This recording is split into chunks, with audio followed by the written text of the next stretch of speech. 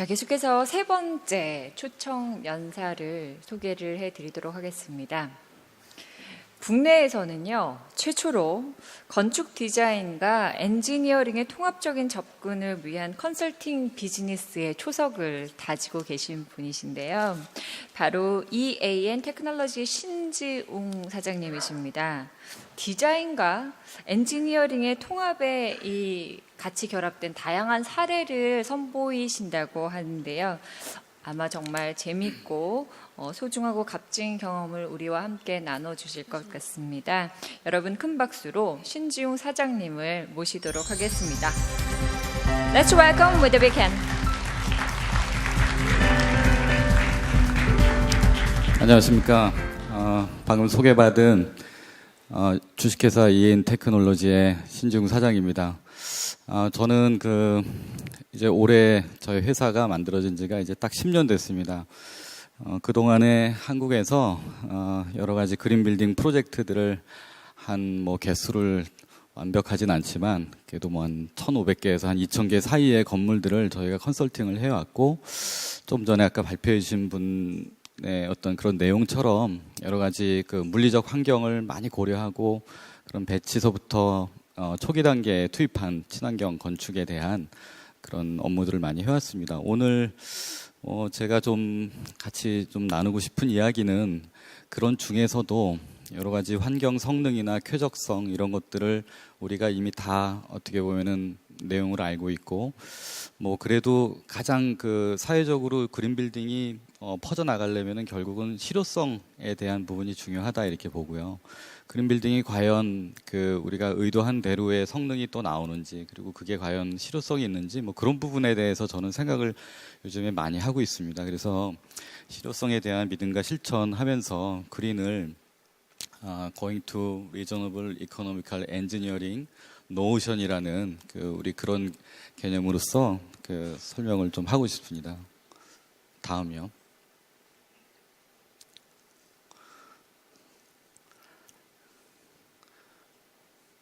이거 넘어가네요.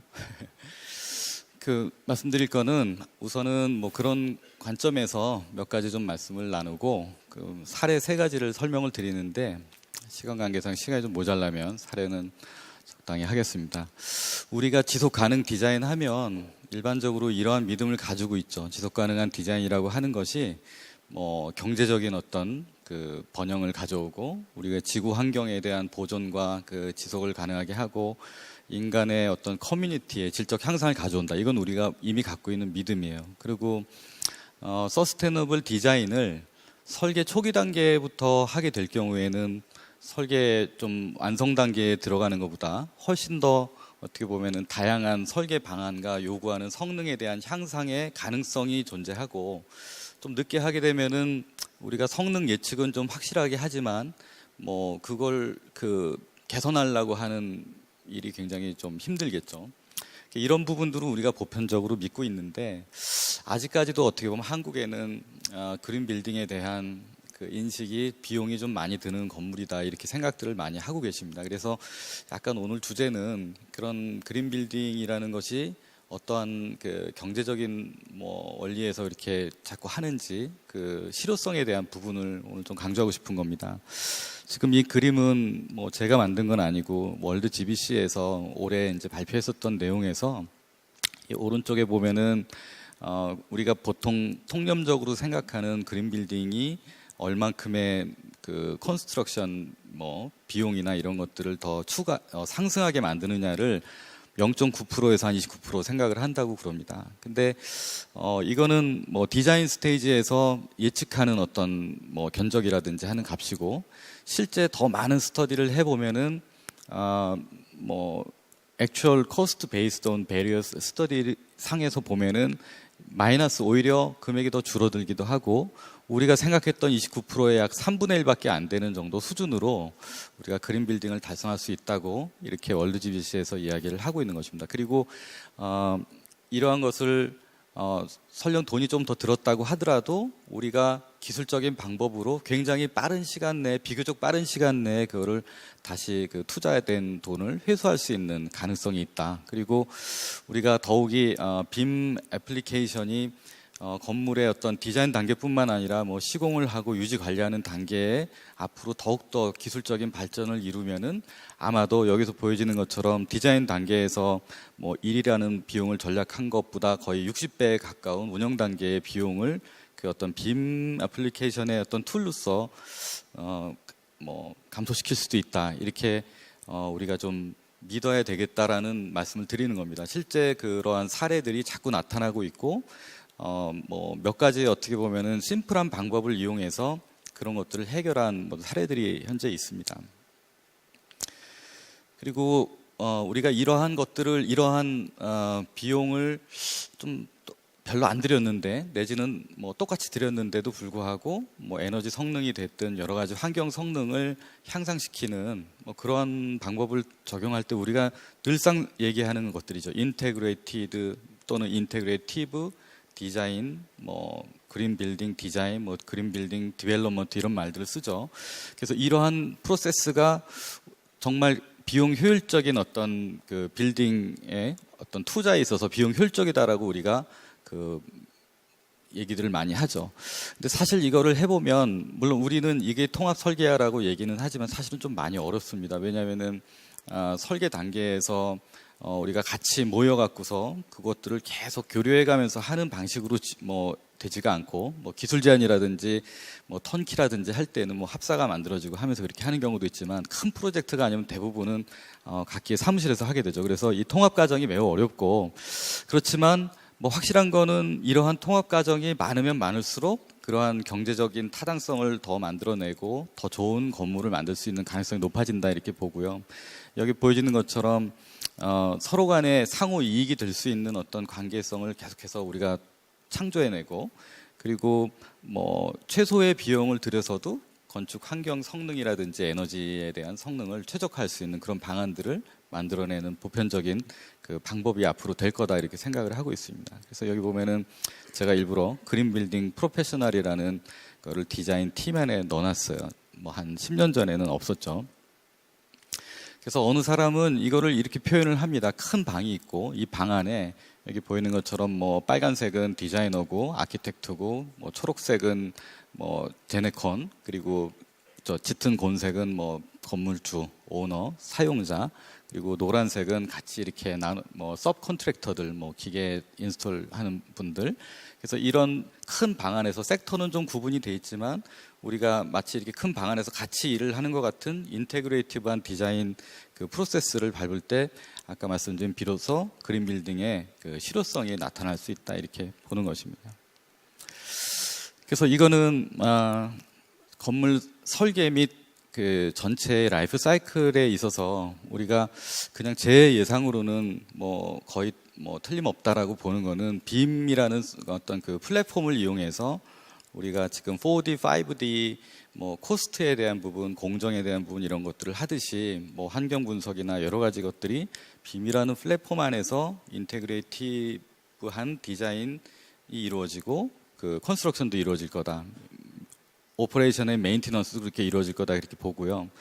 여기서 우리가 이 서클은 이것도 월드 GBC에서 인용을 한 겁니다만은 건물을 디자인하고 뭐 인허가를 받고 공사를 하고 팔고 운영하고 뭐 다시 개보수를 하는 그런 과정에서 여기에서 제일 많이 나오는 단어는 그 어떤 파이낸셜에 대한 그 타당성 이런 단어가 계속해서 나옵니다. 코스트, 월드 GBC인데 너무 돈을 얘기하는 거 아니야 이렇게 하겠지만 사실은 여기서 제일 중요한 단어가 뭐 파이낸셜에 대한 어떤 그 타당성 검토 그리고 리스크를 줄이는 내용이 전체 프로세스에서 계속 등장을 하고 있어요. 이거를 만든 사람이 생각이 있다 그러면 리스크를 줄이는 게 무엇인가 하는 것들이 결국은 파이낸셜 타당성을 확보하는 것, 각 단계별로 그 얘기는 결국은 그린 빌딩이 실효성을 갖지 않으면 사회에서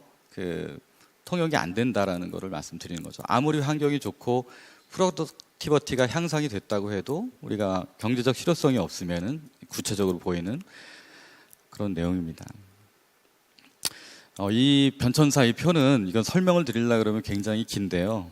약간 어떻게 보면 제가 그냥 주관적으로 만든 표입니다. 이거는 우리가 여러 가지 우리가 그린 빌딩이라고 하는 거에서만 꼭 있는 거는 아니지만 약간은 여기에서 제가 말씀드리고자 하는 건 지금 현재 96년도서부터라고 돼 있는 거는 이거는 사실은 제가 그냥 그린 빌딩 업계에서 일을 하기 시작한 그 시점이 96년인데 사실 그 전까지 메모리도 있지만 여기서부터 표현하는 것도 괜찮다 싶어서 이렇게 표현을 했고요. 이게 18년 동안의 어떤 과정에서 가만히 생각을 해보면 처음에는 법적 문제라든지 성능의 하자를 방지하기 위한 그런 모습들, 그리고 우리가 너무나 당연한 열적 쾌적성, 공기의 어떤 흐름, 자연 채광의 문제, 이런 것들은 굉장히 오래전부터 우리가 다뤄왔었던 내용들이에요. 그리고 그것이 지금까지도 계속 오고 있죠. 그러나 최근 들어서 내지는 한 5년, 6년 전부터 조금 상당한 이슈가 되고 있는 거는 여러분들도 다 아시다시피 어떤 비용의 절감대에 대한 이코노미컬한 부분이에요. 그린 빌딩에 대한 것이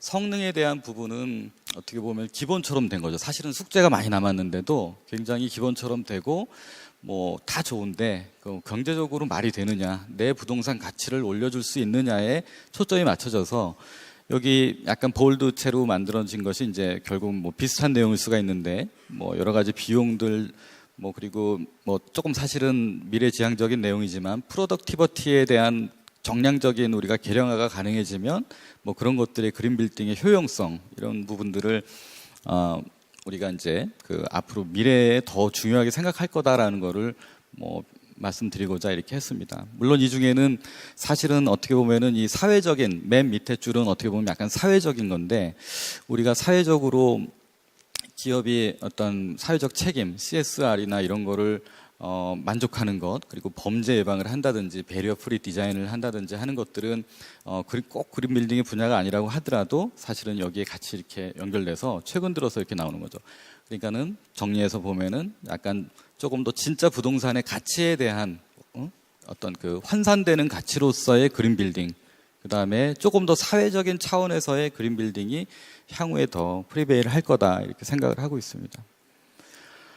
그래서 뒤에 나오는 사례 몇 가지는 이건 저희가 했었던 일 중에 이게 어떤 프로젝트로서 제일 크다 작다를 떠나서 또 그리고 아까 발표하신 분께서 굉장히 에너지 세이빙이나 이런 것들을 이 건물보다 훨씬 더 세이빙 많이 되는 건물들도 많이 있고 저희들도 그런 거를 해봤지만 약간 좀 대표적인 예일 수 있다 싶어서 갖고 나왔습니다. 이거는 처음에 설계를 하고 법규에 맞춰서 그냥 공사가 갈 수도 있었는데 그 수준에서 갑자기 이건 그린 빌딩으로 좀 했으면 좋겠다라고 해서 다시 설계 수정이 이루어지는 과정에서 건축주는 비용을 더 투자하기를 원치 않았어요. 그렇지만은 에너지도 전략되고 리드 골드 인증을 받고 싶어 하셨어요. 그래서 이 프로젝트를 제가 계약을 하는 과정에서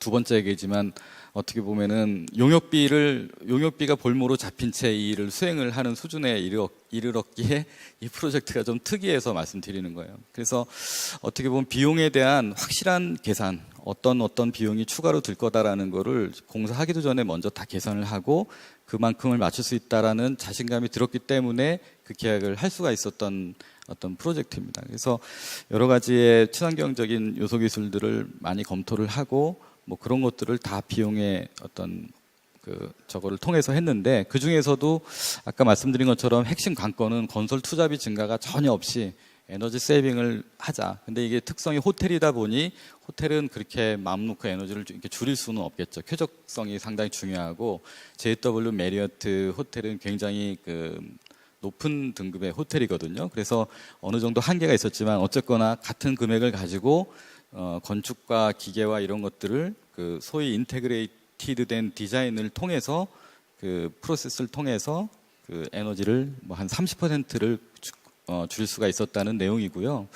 이렇게 함으로써 사실 이제 리드에서 얘기하는 애실의 베이스라인 대비로 보면은 한 16% 정도 절감된 수준이지만 한국 법규 대비로 보면 한 30% 정도가 되고, 우리가 직접 어떤 특정 호텔을 이야기해서 그렇지만 신라 호텔이라는 그 럭셔리한 호텔에 쓰여지는 에너지 소비량의 한 3분의 1 정도에 해당되는 양으로 이렇게 줄여놓은 상황입니다.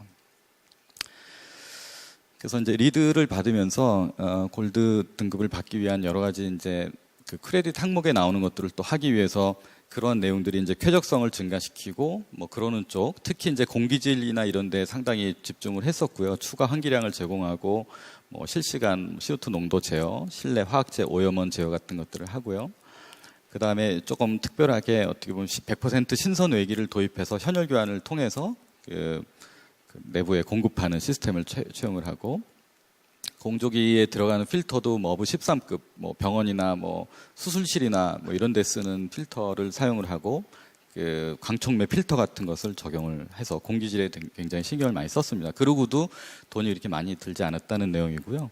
그래서 리드에서도 한 65점 정도로 해서 이미 골드 등급 확정을 등급을 받았습니다. 서머리는 다음과 같고요.